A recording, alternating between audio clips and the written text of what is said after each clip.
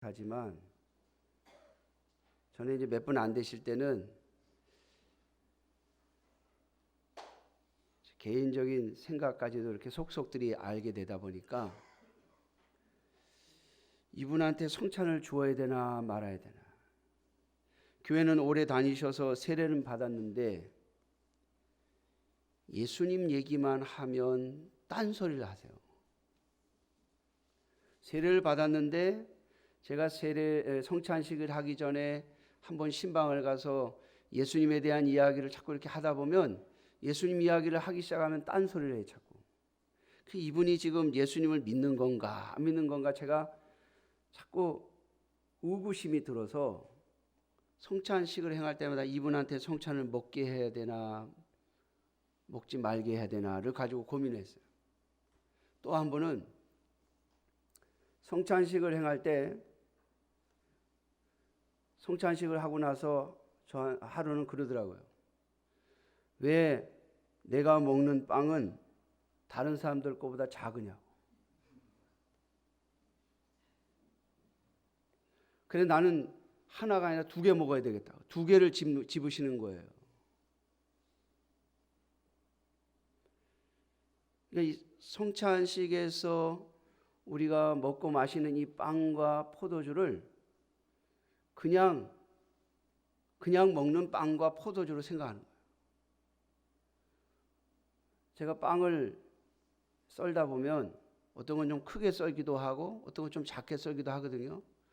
제가 기계로 써는 게 아니고 제 손과 눈짐작으로 써는 거기 때문에 그 어느 건 조금 크게 썰어지고 어떤 건 좀 작게 썰어지는데 이걸 큰 게 없으니까 난 2개 먹어야 되겠다. 제가 그래서 몇 번을 성찬식을 못하게 한 적이 있어요. 여러분 오늘 우리가 성찬식을 거행하게 되는데 이 성찬식의 이 떡과 포도주, 예수님의 십자가에서 찢기신 살과 십자가에서 흘리신 피를 상징하는 것이죠. 그것을 기념하는 것이잖아요. 그러므로 우리는 분명 물질적으로는 빵과 포도주를 먹고 마시지만 이 빵을 먹을 때 우리는 예수님의 살을 먹는 것처럼 예수님의 피를 마시는 것처럼 먹고 마셔야 합니다. 이것이 바로 기념한다는 의미예요. 실제로 이 빵과 포도주가 예수님의 살과 피가 되는 건 아니에요. 그건 잘못된 가르침이에요. 잘못된 교리예요. 그러나 이 빵과 포도주가 예수님의 살과 피를 기억하고 기념하는 것이거든요. 그래서 우리는 이것을 성례라고 말하고 성찬이라고 말을 하는 것입니다. 오늘 본문을 보면 갈라디아 교회 성도들에게 사도 바울이 편지를 쓴 내용 중에 한 부분인데요. 이 갈라디아 교회 성도들이 예수님을 믿는다고 고백하고 주님의 교회가 되었다고 했는데 나중에 거짓 교사들이 들어가서 잘못된 가르침을 주었습니다. 하나님 앞에 구원을 받으려면 율법을 지켜야 하고 유대인처럼 되어야 한다고 가르치면 그 가르침에 빠져들어간 거예요. 여러분 오늘 우리도 마찬가지죠. 어떤 의식적인 거 그리고 율법적인 거 계명적인 것을 또박또박 지키고 율법에 충실한 사람을 보면 괜히 존경심이 가잖아요.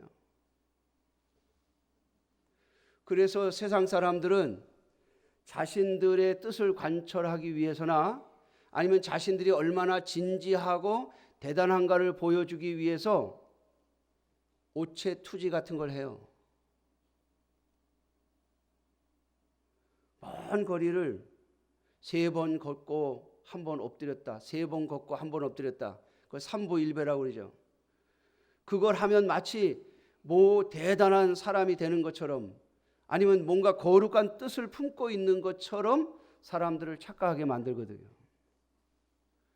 그래서 아주 힘든 고행을 하거나 아니면 남이 못하는 무엇인가를 하는 것을 보면 그 사람을 대단한 사람으로 보는 것이 우리의 이 심정이에요. 그래서 사람들은 그런 것들을 보여주고 마치 거기에서부터 구원이 오는 것처럼 가르치는 자들이 있었다는 거예요. 그래서 사도 바울이 갈라디아 교회의 성도들에게 너희가 어떻게 믿음으로 구원을 얻었는데 다시 율법으로 돌아가느냐, 다시 너희의 의로 돌아가고 있느냐라고 책망하면서 쓴 성경이 바로 갈라디아서예요. 사랑하는 성도 여러분, 이 성찬을 받는 것은 반드시 교회의 법으로 세례를 받은 사람만, 만 13세 이상으로 세례 또는 입교를 한 사람만 받게 되어 있습니다. 유아 세례를 받아도 성찬에 참여할 수는 없어요. 만 13세가 되어서 자신이 받은 그 유아 세례가 나의 신앙 고백이라고 말하기 전까지, 그래서 우린 입교라고 하죠. 입교를 받기 전까지는 성찬을 주지 않습니다. 왜냐하면 이 성찬은 반드시 세례라고 하는 신앙의 고백과 그리고 그 의미를 정확하게 깨닫고 있는 자들에게만 먹을 자격을 주기 때문에 그렇습니다. 그러므로 오늘 저는 사도 바울이 갈라디아 교회 성도들에게 우리가 믿음으로 말미암아 예수 그리스도와 합하게 된, 예수 그리스도와 하나가 된 의미를 잊어버리지 말고 다시 기억하라고 하는 이 말씀을 가지고 오늘 이 성찬식에 참여하신 여러분들이 내가 가지고 있는 이 세례받은 믿음, 이 믿음이 무엇을 의미하는가를 다시 한번 점검하고 이 성찬에 참여하시기를 주님의 이름으로 축원합니다. 여러분, 성찬은 세례를 받은 사람만 받는다고 했습니다.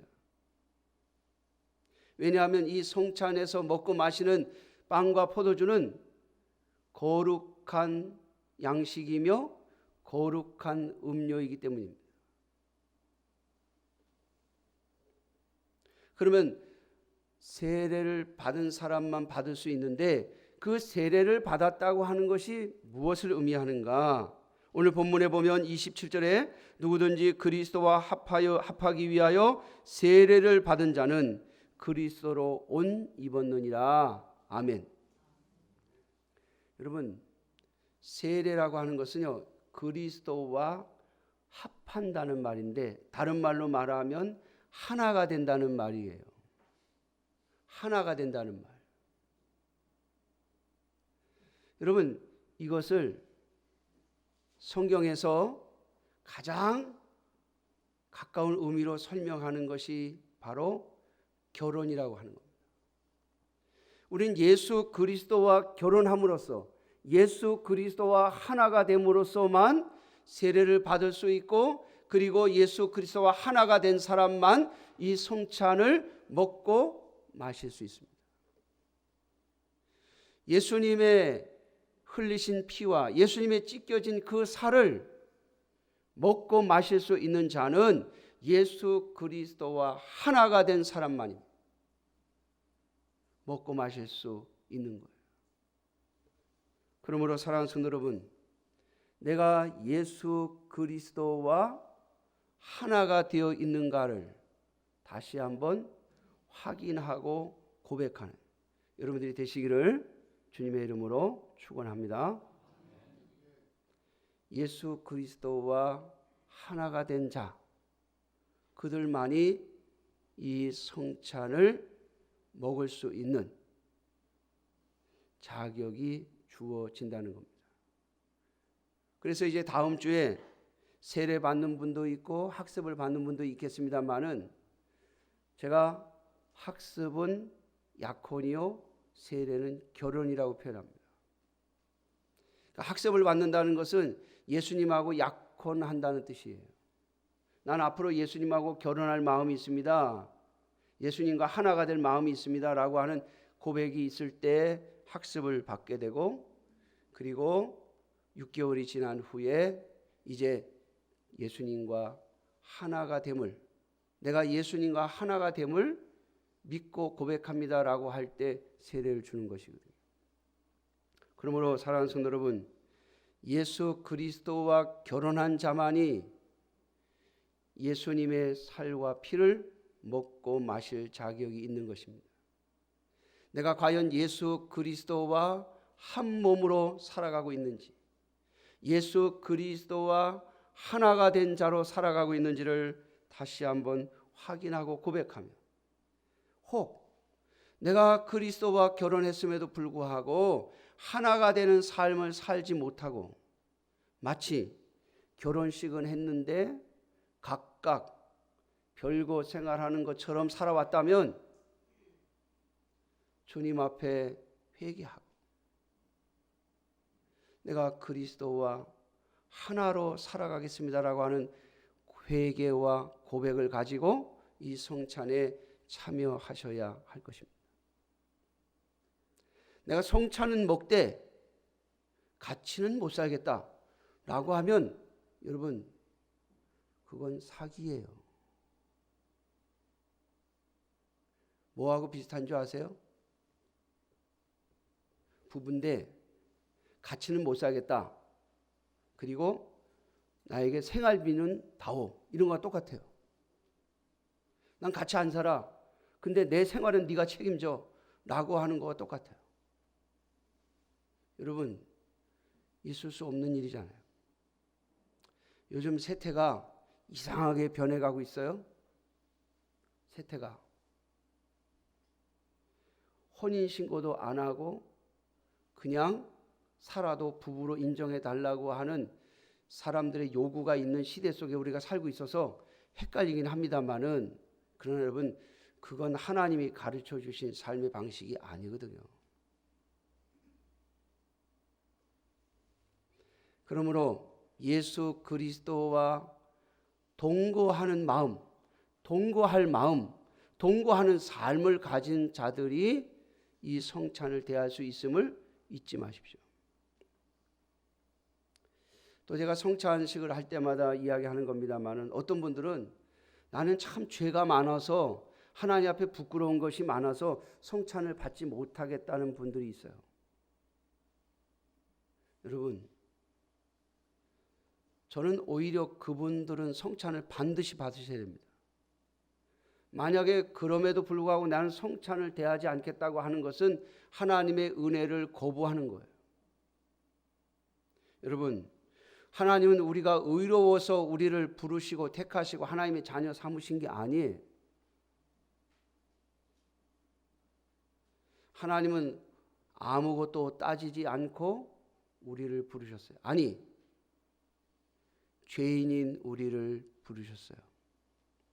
이 세상에 어떠한 조건도 보지 않고, 오늘 여기 28절에 있는 것처럼 유대인이냐 헬라인이냐를 따지지 않고, 종이냐 자유인이냐를 따지지 않고, 남자나 여자냐를 따지지 않고,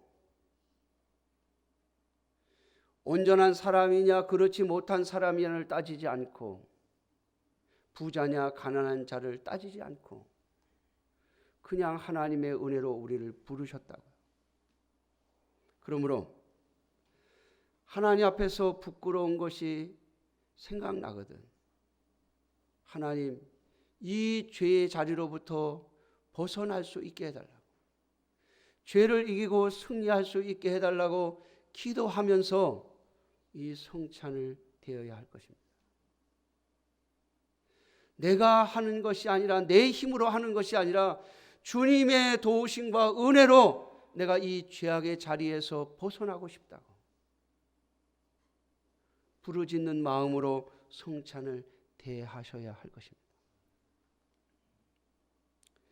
만일 세례를 받으신 분들 중에 나는 뭐 내가 그다지 다른 사람에 비하면 나는 의로운 사람이야, 내가 지옥 갈 만한 죄는 짓지 않았어 라고 하는 생각을 아직도 가지고 계시다면, 그분은 성찬을 좀 미루셔도 좋습니다. 왜냐하면 죄인으로 말미암아 내가 죄인임을 깨닫고 예수 그리스도로 말미암아 하나님의 아들이 되었고 하나님의 딸이 되었다고 고백하는 자들이 이 성찬을 받는 것이기 때문입니다. 나는 그렇게 꼭 예수 그리스도께서 십자가에 죽으셔야 할 만큼의 죄인은 아니잖아 라고 하는 생각이 든다면 내가 주님을 좀 더 알아야 되겠다고 고백하시고 미루셔야 합니다. 왜냐하면 예수 그리스도의 성찬의 의미를 제대로 알지 못하고 이 성찬을 대하면 자기의 죄를 먹고 마시는 것이라고 하셨거든요.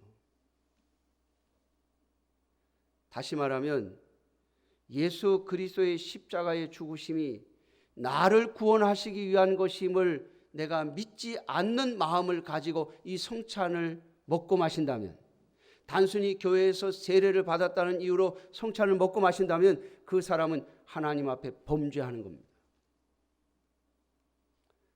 정직하지 못한 거죠. 그러므로 사랑하는 성도 여러분, 성찬식을 행할 때마다 나의 신앙을 다시 한번 확인하고 나의 죄인됨을 다시 한번 고백하고 주님의 은혜가 아니면 내가 오늘 생명을 부지할 수 없음을 또 한번 고백하며 살아가는 저와 여러분들이 되시기를 주님의 이름으로 축원합니다. 제가 오늘 새벽에 새벽기도를 나오기 위해서 목양실에 침대에서 일어나가지고 딱 얼굴을 돌리는데요. 제가 그 소파에 얹혀놓은 옷가지에 제 눈동자가 살짝 스쳤어요. 깜짝 놀랐어요. 그게 그냥 천이었으니까 망정이지. 무슨 나무꼬챙이나 무슨 쇠붙이 같은 거나 뭐 그런 모서리에다가 제 눈을 스쳤다면 눈이 망가질 뻔했구나 하는 생각이 순간적으로 확 들더라고요. 여러분, 저와 여러분들의 생명을 쥐고 계신 분은 하나님이심을, 그걸 고백하는 마음이 있을 때 우리는 예수 그리스도를 필요로 하는 거예요. 예수 그리스도의 은혜가 감사하는 거예요. 내 생명을 오늘도 내가 쥐고 있다고 착각하면 여러분, 예수 그리스도는 별로 필요 없어요. 내가 필요할 때만 필요한 분이 되는 거예요. 아니요. 여러분들의 삶 구석구석에서 그리스도가 아니면, 예수 그리스도의 은혜가 아니면 오늘도 내 생명이 지켜질 수 없음을 고백할 수 있는 여러분들이 되시기를 주님의 이름으로 축원합니다. 자, 오늘 26절의 말씀입니다. 너희가 다 믿음으로 말미암아 그리스도 예수 안에서 하나님의 아들이 되었으니. 여러분, 성경을 읽을 때마다 우리는 보통 아들이라는 표현을 많이 해요. 하나님께서. 왜냐하면 고대는 또 하나님이 만들어 놓으신 삶의 원리는 남자를 대표로 삼으셨기 때문에 그래요. 하나님이 인간을 창조하실 때 제일 먼저 누굴 만드셨어요? 남자를 만드시고, 그리고 그 남자에게서 여자를 만들어내셨거든요. 그리고 이 둘을 결혼시켜가지고 한 몸이 되셨다고 하셨거든요. 그렇기 때문에 대표는 남자예요. 그래서 성경에서 모든 표현들을 아들 이렇게 표현하고 있어요. 어떤 분들은 이걸 바꾸자고 하는 분들이 있어요. 여러분, 바꾸지 말고 우리 여자 성도님들은 성경에 아들, 하나님의 아들 딱 나오면 아들을 얼른 딸로 바꿔서 생각하시면 돼요. 그걸 하나님이 적어 놓으신 걸 자꾸 이걸 딸로 바꾸자 이래가지고 성경의 본 의미들을 변질시키는 일을 하시면 안 돼요. 그러니까 아들이라는 말이 나오면 바로 뭐라고요? 딸 이렇게 바꾸시면 돼요. 나는 아들도 싫고 딸도 싫다 그러면 자녀 이렇게 바꾸세요. 자, 우리가 하나님의 아들과 딸이 된 것은 예수 그리스도 안에서 된 것이요. 그리고 이것은 믿음으로 된 것이라 그랬어요. 다시 말하면 예수님과 결혼할 수 있는 조건은 딱 하나입니다. 예수 그리스도를 믿는 것인데, 믿는다는 이 표현은요, 예수 그리스도 안으로 들어간다는 거예요. 그래서 오늘 본문 27절에도 누구든지 그리스도와 합하기 위하여 세례를 받은 자는 그리스도로 옷 입었느니라 그랬어요. 그리스도로 옷을 입었다. 나는 속으로 들어가고 그리스도께서 겉으로 나타나셨다는 말이에요.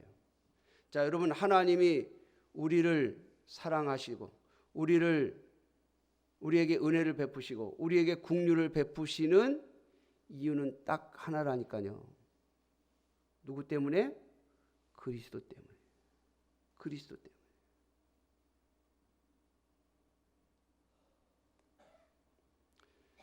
저희 장모님이 이제 저희 사택으로 들어오셨어요.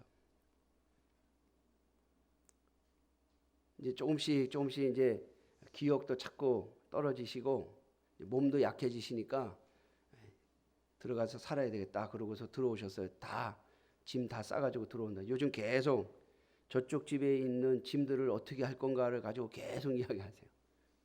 그런데 저희 장모님이 들어오시면서 통장을요, 저한테 맡기지 않고 저희 집사람한테 맡기더라고요.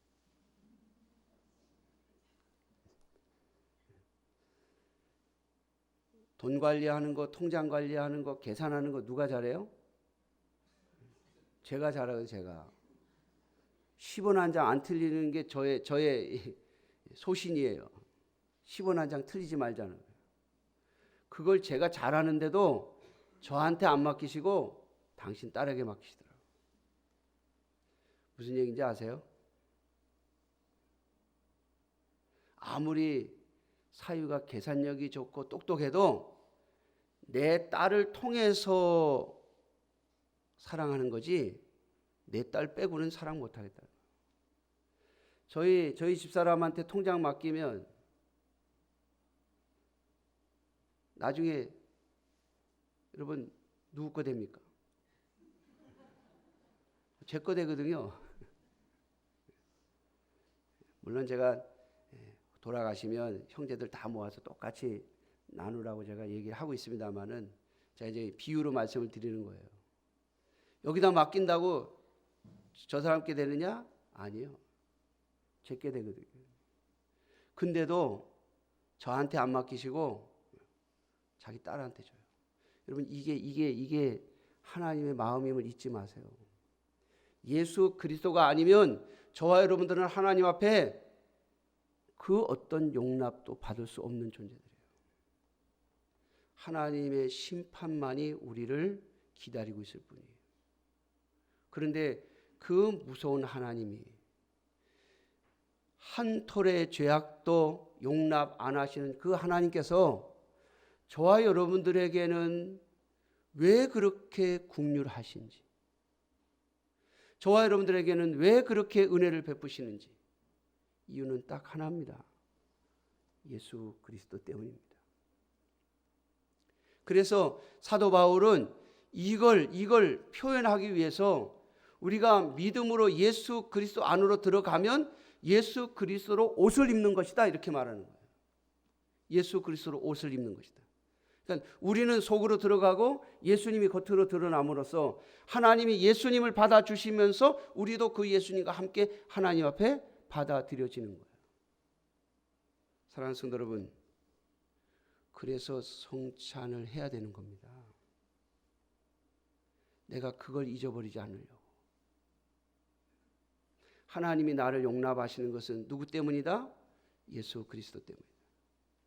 여러분, 요즘 다니엘 기도회들 많이 하고 계시는데 다니엘 기도회를 잘 들어보면 핵심은 딱 하나예요. 하나님 앞에 기도해서 응답 얻고 하나님 살아계심 증거하자는 거예요. 근데 그 기도가 하나님 앞에 응답이 되어지려면 반드시 예수 그리스도로 옷을 입은 사람이어야만 해요. 예수 그리스도의 신부가 아니고는 하나님은 우리의 기도를 듣지 않으십니다. 그렇지 않겠어요? 요즘 저희 장모님이 저한테 저희 집에 오셔서 굉장히 불편해해요. 왜냐하면 제가 막 이렇게 하세요 막 이러거든요. 남 같으면 네가 뭔데 나한테 이래라 저래라 그러냐 그러실 텐데 꼼짝없이 들으세요. 이유는 딱 하나예요. 내 딸 신랑이니까. 여러분, 원리가 같은 거예요. 하나님이 우리의 기도에 귀를 기울이시고 우리의 기도에 응답하실 이유가 있다면 딱 하나, 내 아들, 내 독생자 예수의 신부잖아요. 그러니까 어떻게 해요? 들으시고 응답하시고 역사하시는 거예요. 사랑하는 성도 여러분, 우리가 이 성찬을 대할 때마다 하나님이 어떻게 나를 받아주시는지, 하나님이 나를 위해서 무엇을 하셨는지, 그리고 내가 하나님 앞에 얼마나 복된 인생인지를 다시 한번 기억하는 저와 여러분들이 되시기를 주님의 이름으로 축원합니다. 기도하겠습니다. 아버지 하나님,